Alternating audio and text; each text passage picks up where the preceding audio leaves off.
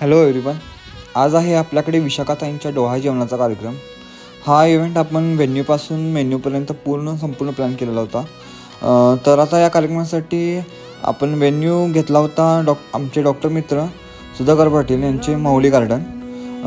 विशाखाताई आणि हरीशदादा यांना डेकोरेशन आणि फूड मेन्यू थोडासा रेग्युलर न जाता थोडासा हटके हवा होता, म्हणून आम्ही आमच्या टीमने डेकोरेशनपासून जेवणापर्यंत थोडंसं वेगळं देण्याचा प्रयत्न केलेला आहे.